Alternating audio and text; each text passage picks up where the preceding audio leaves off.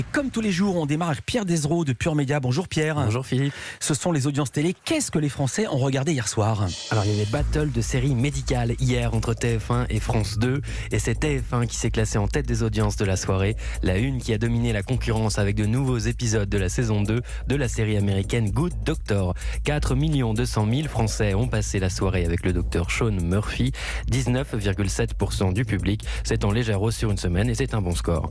En deuxième place, c'est donc France 2 que l'on retrouve avec là aussi une série médicale, mais une série française. C'était le lancement de la saison 5 de Nina et 2 800 000 téléspectateurs, 12,9% du public ont suivi les aventures de l'infirmière de lait 2. Et j'ai justement découvert que c'était un genre à part entière, la série médicale. On en parlera tout à l'heure avec Philippe Bailly de TF1 qui est très présent sur ce dossier. Voilà. Et alors, dans un tout autre style, M6 est troisième avec un nouvel épisode, le 9e du meilleur pâtissier, son concours de gâteaux animé par Julia Vignali. Une soirée tout en douceur et en sucrerie qui était consacrée aux princes et aux princesses avec une revisite d'un gâteau que l'on adore tous, la galette des rois. Mais attends, on n'est même pas à Noël, ils sont déjà la galette des rois, c'est pas possible. La galette des rois. Alors je ne sais pas qui a trouvé la fève, mais les gourmands en tout cas ont trouvé le bouton 6 de leur télécommande.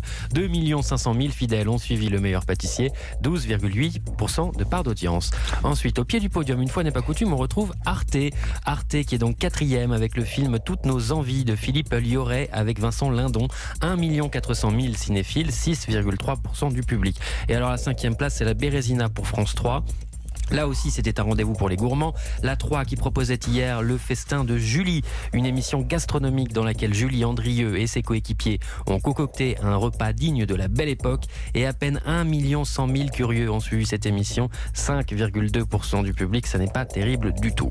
Et puis aujourd'hui, vous nous proposez un petit tour du côté des programmes de 20h. On rappelle que c'est le pic d'audience de la journée. Oui, alors d'abord le match des deux principaux JT sur TF1. Gilles Boulot était leader sans encombre avec son édition de 20h, 5 700 000 téléspectateurs, 24,9% de part d'audience. Sur France 2, tout va bien aussi pour Julien Bugier qui était aux manettes de la grand-messe. 5 millions de personnes, 21,7% du public. Et alors, du côté des talk-shows, il y avait un très gros invité dans Quotidien hier, l'émission de Yann Barthès sur TMC. Quotidien qui recevait rien de moins que le réalisateur Martin Scorsese, monument du cinéma américain. Et gros succès pour Quotidien, 1 500 000 téléspectateurs, 6,5% de part d'audience. Et sur C8, c'était une autre ambiance dans TPMP. L'émission de Cyril Hanouna qui recevait Sylvie Tellier, la patronne de Miss France. Et là, ce sont 1 300 000 fidèles, 5,4% du public qui ont répondu présent. Merci beaucoup Pierre Desraux, à demain et vous serez présent.